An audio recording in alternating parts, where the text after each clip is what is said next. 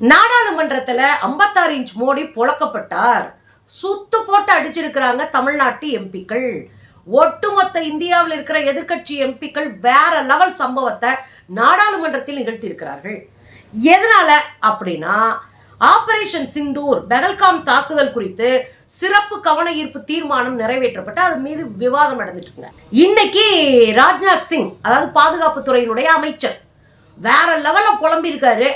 அப்புறம் என்ன, சிக்குனா சதைச்சு விடுறதான் நம்ம ஆளுக வேலை. அதைத்தான் நம்ம ஆட்கள் பண்ணியிருக்கிறாங்க. உங்களுக்கு நல்லா தெரியும், ஆபரேஷன் சிந்தூருக்கு முன்னாடி பெஹல்காம் தாக்குதல்ல 26 பேர் படுகொலை செய்யப்பட்டார்கள். அந்த இடத்துல பெஹல்காம்ல 3000க்கும் மேற்பட்ட சுற்றுலா பயணிகள் கூடியிருந்த இடத்துல ஒரு 4 தீவிரவாதிகள் தைரியமா உள்ள நுழைஞ்சு இவங்கள 26 பேரை அடிச்சு கொன்னுட்டு சுட்டு கொன்னுட்டு போயிட்டே இருந்தாங்க. அதுல ஒரு குதிரை ஓட்டியும் இஸ்லாமியர், அந்த ஊர்க்காரரு வேற லெவல்ல போராடி உயிரை விட்டாரு மக்களுக்காக. இதுக்கு அப்புறம் ஆபரேஷன் சிந்தூர் அப்படின்னு ஒன்னு தூக்கிட்டு வந்துச்சுங்க இந்த காவி கும்பல். ஆபரேஷன் சிந்தூர்ல என்னையா நடந்துச்சுன்னு இன்ன வரைக்கும் இந்தியாவுக்கு தெரியவே தெரியாது. நாங்க அடிச்சிட்டோம், தாக்கிட்டோம், முடிச்சிட்டோம், பிரிச்சிட்டோம். அப்படித்தான் பாஜக தினந்தோறும் ஒரு கதை சொல்லிட்டு இருக்கு. ஆபரேஷன் சிந்தூரை நான் தான் முடிச்சேன், நான் தலையிட்டு தான் முடிச்சேன், பொருளாதாரமா நெருக்கடி கொடுப்பேன், நான் போன் பண்ணி மிரட்டவும் தான் 2 நாடு விட்டுருச்சு, இல்லைன்னா அணு ஆயுத போரா மாறி இருக்கும் அப்படின்னு ட்ரம்ப் தினந்தோறும் பேசிக்கொண்டிருக்கிறார். ஒரு 25 முறைக்கு மேலே அவர் பேசிட்டார். இதோட சேர்ந்து ஆபரேஷன் சிந்தூருக்கு முன்னாடி பெஹல்காம் தாக்குதல்ல தன் குடும்ப உறுப்பினர்களை இழந்த அத்தனை பேரும் பாஜகவுக்கு எதிராக பேசினார் என்பது வரலாற்று உண்மை.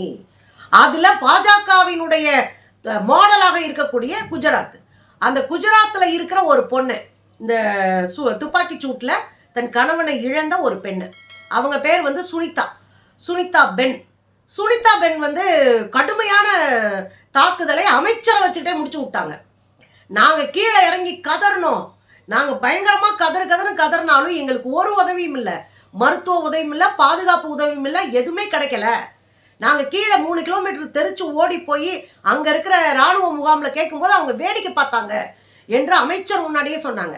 உங்களுக்கு ஒரு பாதுகாப்பு, விஐபிக்கு ஒரு பாதுகாப்பு, பணக்காரனுக்கு ஒரு பாதுகாப்பு, பெரிய பதவியில் இருக்கவனுக்கு ஒரு பாதுகாப்புனா முன்னாடி 10 கார் போகுது, பின்னாடி 10 கார் போகுது, ஹெலிகாப்டர் போகுது. ஆனால் வரி கட்டுற எங்களுக்கு என்ன போகுது, உயிர் தான் போகுதுன்னு அந்த பொண்ணு பேசுனது உங்களுக்கு தெரியும்.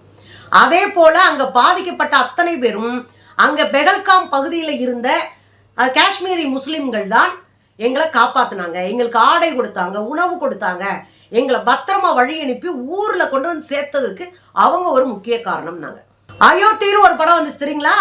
அந்த படம் மாதிரி தந்தை இழந்து மொழி தெரியாத ஒரு மாநிலத்துல பணத்தை பிணையறையில போட்டுட்டு வெளியே நிற்கும் போது என் கூட பிறந்த அன்னைங்க மாதிரி 2 பேர் எங்களுக்கு வழிகாட்டிய வந்தவங்க எங்க கூடயே நின்று எல்லா வேலைகளையும் முடித்து எங்களை ஃப்ளைட்ல அனுப்புற வரைக்கும் எல்லாத்தையும் செஞ்சாங்க. நான் காஷ்மீர்ல ஒரு அப்பாவை இழந்தேன், ஆனா 2 அண்ணங்க எனக்கு கிடைச்சிருக்கிறாங்க அப்படின்னு காஷ்மீரிகள் மீது மரியாதையோடு கேரளாவில் ஒரு பொண்ணு பேசினாங்க. இப்படி போராட வர்ற இடம் எல்லாமே பாஜகவினுடைய இளைஞர் அமைப்பை சேர்ந்தவர் ஜார்க்கண்ட்காரரு. அவரை என்ன சொன்னாரு, ஐயா இந்த குதிரை ஓட்டிகளாக இருக்கிற முஸ்லீம்கள் காஷ்மீரிகள் இல்லைன்னா என் குடும்பமே இன்னைக்கு இல்லை, தெரிச்சு 4 பக்கமும் செதறி ஓடின குடும்பத்தை பாதுகாத்து ஹாஸ்பிட்டலில் வச்சுக்கிட்டு தான் அவர் எனக்கு காலே பண்ணாரு. அப்புறம் நான் போய் பார்த்தேன், அடிபட்டு இருந்த என் மனைவி எல்லாரையும் போய் பார்த்து ஒருக்கு சேர்த்து நான் வீட்டுக்கு வந்தேன், அவங்க இல்லைன்னா என்னால் ஒன்றுமே பண்ண முடியாது. இதுதான் உண்மையாக நடந்தது. இதுக்கப்புறம் தான் பதறது பாஜக. ஐயோ நம்ம மேலே எல்லா பிளேம் வரப்போகுது. 3000 பேர் சுற்றுலா பயணிகள் கூடுகிற ஒரு கூட்டத்தில், ஒரு இடத்துல எப்படி ஒரு ராணுவ அதிகாரி கூட இல்லை, காவலுக்கு ஏன் ஒரு போலீஸ் கூட இல்லை அப்படின்ற கேள்விக்கு இந்த நிமிஷம் வரைக்கும் விடை கிடையாது. இதை நம்ம பல முறை கேட்ட உடனே நம்மளை என்ஐஏல கைது பண்ணுங்க, தேசிய பாதுகாப்பு சட்டத்தின் கீழ் இந்த அம்மாவை கைது பண்ணுங்கன்னு தினமலர்காரன் எழுதுனான். ஆனா இந்த கேள்விக்கு இன்னைக்கு வரையும் பதில் இல்லை. உடனே இதெல்லாம் முறியடிக்கணும், தங்களுடைய தோல்வியெல்லாம் மறைக்கணும்னு சொல்லி பாஜக என்ன பண்ணுச்சு, ஆபரேஷன் சிந்தூர் அடிச்சு நொறுக்கிருச்சு. 9 இடங்கள்ல நாங்க வந்து பயங்கரவாதிகளுடைய முகாமை அழிச்சிட்டோம். நான் போன் பண்ணி பாகிஸ்தான் சொல்லிட்டு தான் உங்க மேல அட்டாக் பண்ணலாம், நாங்க பயங்கரவாதிகள் மேலதான் அட்டாக் பண்ண போறோம் அப்படின்னு நாங்க 9 பயங்கரவாதிகள் முகாமா அழிச்சிட்டோம் அப்படின்னு சொன்னாங்க. இதெல்லாம் முடிஞ்ச பிறகு நாங்க வெற்றி பெற்றுட்டோம் இல்லையா, ஆபரேஷன் சிந்தூர்ல வெற்றி பெற்றுட்டோம். ஆனா அதே ஆபரேஷன் சிந்தூர் வெற்றியை கொண்டாட திரங்கா யாத்திரை என்று மூவர்ண கொடியான இந்திய தேசிய கொடியை ஏந்திக்கிட்டு வீதி வீதியா போனாங்க, பேரணிகளை நடத்தினாங்க.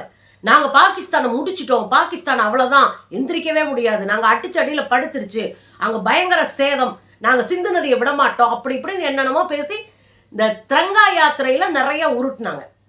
ஆனா இது எல்லாம் நடந்துட்டு இருக்கும்போது பாஜகவினுடைய ஐக்கான முகமா இருக்கக்கூடிய மோடி அவர்கள் பாராளுமன்றத்துக்கு ஒரு சிறப்பு கூட்டத்தை கூட்டல, பாராளுமன்றத்தின் சிறப்பு கூட்டத்தை கூட்டல, தலைவர் எல்லா கட்சி தலைமைகளையும் கூப்பிட்டு உட்கார வச்சு என்ன செய்யலான்னு பேசல, பாதிக்கப்பட்ட மக்களை சந்திக்கல, பாதிக்கப்பட்ட மாநிலமான ஜம்மு காஷ்மீருக்கு போகல, அதுவும் ரொம்ப லேட்டா போனாரு, அதிகாரிகளை பார்த்துட்டு வந்துட்டார், அந்த மக்களை சந்திக்கவே இல்லை. பொருளாதாரத்தை இழந்து வாழ்க்கை இழந்து அவச்சொலுக்கு ஆளாகி அந்த சுற்றுலா காலகட்டத்தில் பொருள் எல்லாத்தையும் இழந்திருக்கிறாங்க அங்க காஷ்மீரி மக்கள். அவங்கள போய் பார்க்கல, அவங்களுக்கு ஆதரவு கொடுக்கல. இவ்வளவு செஞ்சுட்டு இவரே நம்ம ஐயா 56 இன்ச் மோடி தேர்தல் பிரச்சாரத்துல உட்கார்ந்து உருட்டிக்கிட்டு இருந்தார். இப்போ எதிர்கட்சிகள் எல்லாம் கடுமையா போட்ட அட்டியில விவாதத்துக்கு எடுத்துக்கிட்டாங்க. இந்த ஆபரேஷன் சிந்தூரை பத்தி விவாதிக்க எடுத்துக்கிட்டு யார் பேசுறாரு? ராஜ்நாத் சிங் பேசுறாரு. பாருங்க பாருங்க, இதெல்லாம் எப்படி தெரியுங்களா? எப்படி ராமாயணத்துல ராமன் போர் எடுத்துட்டு போய் அங்க இலங்கையில போர் புரிந்து அங்க இருக்கக்கூடிய ராவண கும்பலை எல்லாம் அழிச்சாங்களோ, அதுபோல நாங்கள் போர் எடுத்து போய் எங்களது எதிரிகளை அழித்தோம். ஐயோ, ராவணர்கள் நம்ம தான் சொல்றாங்க, திரும்ப திரும்ப நம்மளை அழிச்சது வச்சது கதை தான் அவங்க பேசிட்டு இருக்காங்க. ஆபரேஷன் சிந்தூர் எவ்வளோ பெரிய மோசடியான வேலையா உள்ள நடந்துச்சு. பெகல்காம் தாக்குதலே ஒரு மோசமான இந்தியாவினுடைய பாதுகாப்பு ஸ்திரத்தன்மையற்ற சூழலை காட்டுறது. ஆனா அங்க உட்காந்து நான் ராமன் மாதிரி படையெடுத்து போய் எல்லா ராவணங்களையும் அழிச்சிட்டோம் அப்படின்னு ஒரு பக்கம். இன்னொரு பக்கம் என்ன பண்றாங்க அப்படின்னா, இந்திய பெண்களினுடைய சிந்தூர் அழிக்கப்பட்டதற்காகவே நாங்கள் போரிட்டு அழித்தோம் அப்படின்னு இருக்காரு. இந்திய பெண்களினுடைய சிந்தூரை அழிக்கிறதுக்கு பயங்கரவாதிகள் வர்றதுக்கு முன்னாடி நீ ஏன் பாதுகாப்பு கொடுக்கல? ஏன் அங்க எந்த ராணுவமும் இல்லை? 3 கிலோமீட்டர் கீழே இருக்கிற அல்லது அங்க இருக்கிற ஜம்மு காஷ்மீர்ல முக்குக்கு நிக்கிற ராணுவத்தினர் ஏன் அந்த இடத்துல மட்டும் இல்லை? ஏன் அங்க மட்டும் காவல்துறை இல்லை? ஏன் இந்த வார்னிங் உங்களுக்கு கொடுக்கப்பட்ட போது அந்த ஊருக்கு போகாம மிஸ்டர் மோடி அதை தவிர்த்துட்டு தப்பிச்சாரு? ஏன்? அப்ப நீங்க தப்பிச்சவங்க ஏன் சுற்றுலா பயணிகளை அலாட் பண்ணல? ஏன் காவலை கூடுதலாக்கல? இப்படி பல கேள்விகளுக்கு பதில் கிடையாது. இன்னைக்கு என்ன உருட்டுறாரு? ராமன் மாதிரி போனோம், சிந்தூரை இழந்த பெண்களுக்காகத்தான் இந்த போரே அப்படின்றாரு. இந்த போர் சிந்தூர் இழந்த பெண்கள்லாம் உங்களை புளிச்சுன்னு காரி துப்பிருச்சுங்க. எல்லா காணொலிகளும் இருக்கு. நானே பல வீடியோ போட்டேன், அந்த பெண்களுடைய பேச்சை பூரா தொகுத்து போட்டிருக்கேன், பல வீடியோ. ஆனா எதுக்குமே பதில் கிடையாது இந்த கும்பல்கிட்ட. ஆனா கேட்டா குங்குமத்தை இழந்த பெண்களுக்காக தான் இந்த ஆபரேஷன் சிந்தூர் அப்படின்னு கூச்ச நாச்சம் இல்லாம இன்றைக்கு பேசியிருக்கிறாரு. ஆனா அதுல சு வெங்கடேசன் பேசும்போது வெளுத்திருக்காரு, வச்சு வெளுத்திருக்காரு. ஆபரேஷன் சிந்தூர் போற நான் தான் நிறுத்தினேன்னு திரும்ப யார் சொல்றா? இங்க ட்ரம்ப் சொல்லிட்டு இருக்காரு, அமெரிக்காவினுடைய அதிபர் ட்ரம்ப். ஆனா ஒரு வார்த்தை அவர் எடுத்து இங்க இருக்கிற கும்பல் பேசவே இல்லை, கையை கட்டி வாயை பொத்தி உட்கார்ந்துட்டு இருக்கு. அப்பதான் சொன்னாரு வெங்கடேசன் எந்திரிச்சு, ஆபரேஷன் சிந்தூரை நான் தான் முடிச்சேன்னு 25 முறைக்கு மேல ட்ரம்ப் சொல்லிட்டாரு. நம்ம ஆளுங்க பதில் சொல்லல. ஒருவேளை ராஜராஜ சோழன் ஆரம்பிச்ச போற பக்கத்து நாட்டு மன்னன் தான் நிறுத்தினா அப்படின்னா, முதல்ல ராஜராஜ சோழன் அந்த பக்கத்து நாட்டு மன்னனை முடிச்சுட்டு தான் அடுத்த வேலை பார்ப்பான். சொன்னவன் கதையை முடிச்சிருப்பான், நேர ராஜராஜ சோழனோ ராஜேந்திர சோழனோ. ஆனா நீங்க என்ன பண்றீங்க அப்படின்னு புளிச்சுன்னு துப்பியிருக்காரு. ராமன் படையெடுத்த போல, கிருஷ்ணன் படையெடுத்த போல இப்படி திரும்ப சொல்றீங்களே, இந்து மக்களுடைய மனசு புண்படாது? உங்க தோல்விகளை, உங்களால் கையறு நிலையை நீங்க மறைச்சுக்கிட்டு திரும்ப ராமன் வந்தா லட்சுமணன் மாதிரி அந்த மாதிரி இந்த மாதிரி நடிக்கிறீங்களே, இந்துக்கள் மனம் புண்படாதா அப்படின்ற கேள்வியும் அவர் எழுப்பியிருக்கிறார். இதுல என்ன இன்னொரு விஷயம் நடந்திருக்கு அப்படின்னா, இந்த ஆபரேஷன் சிந்தூர் நடந்துட்டு இருக்கும்போது கர்னல் சோஃபியா அடிச்சு ஆடினாங்க. ஆனா அவங்கள அவமானப்படுத்தி இங்க இருக்கிற பாஜக கும்பல், RSS கும்பல், பாஜகவினுடைய எம்பிக்களே உங்கள் சகோதரியை வச்சே உங்களை அடிச்சோம் அப்படின்னு பாகிஸ்தான் அடிச்சதை பத்தி மேடையில பேசி இன்னைக்கு கூட சிக்கிட்டு சீரழிறாரு. இன்னைக்கு உச்ச நீதிமன்றம் ஒரு கேள்வி கேட்டிருக்கு. இன்னைக்கு நீ மன்னிப்பு பொதுவெளியில கேட்கணும்னு நாங்க உத்தரவிட்டோம், நீ கேட்கலன்னா எங்க கோர்ட்டை பார்த்தா உனக்கு எப்படி இருக்கு அப்படின்னு மண்டையிலே கொட்டி இருக்கு. அவ்வளவு கேவலப்படுத்தினாரு, மன்னிப்பே கேட்கல.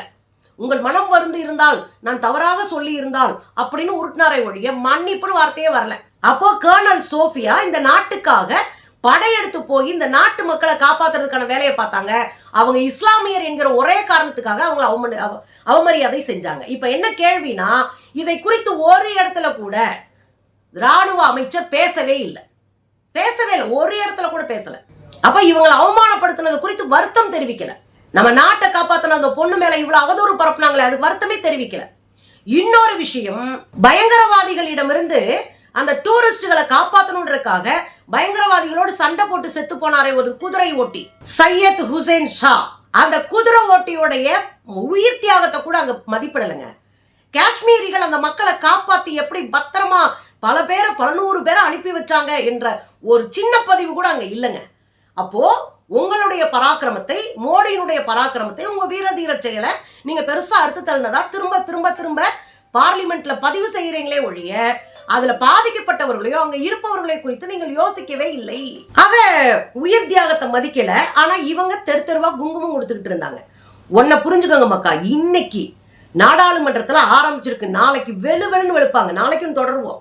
ஆபரேஷன் மகாதேவ் என்ற பேர்ல இன்னொரு வேலை இன்னைக்கு பண்ணியிருக்கிறாங்க. ஒரு 3 பயங்கரவாதிகள் இன்றைக்கு சுட்டுக் கொல்லப்பட்டதாக அரசு தெரிவிக்குது. அந்த 3 பேரும் தான் இந்த பகல்காம் தாக்குதலுக்கு மூளையாக இருந்திருக்க கூடும் அப்படின்னு சொல்லியிருக்கிறாங்க. அவங்க புகைப்படம் எதுவுமே வெளியிடலாம், இவங்க தகவலை சொல்றாங்க. இன்னைக்கு பார்லிமெண்ட்ல பேச போறாங்கன்னொன்னே இன்னைக்கு 3 பேர் கொலை செய்யப்பட்டு சுட்டுக் கொல்லப்பட்டு அவர்கள் தான் பயங்கரவாதி என்று சொல்லுகிறார்கள். பாஜகவிட்ட உண்மையை எதிர்பார்க்க முடியாது, நேர்மையை எதிர்பார்க்க முடியாது, அரசியல் அறத்தை எதிர்பார்க்க முடியாது. பாஜக இப்படித்தான்.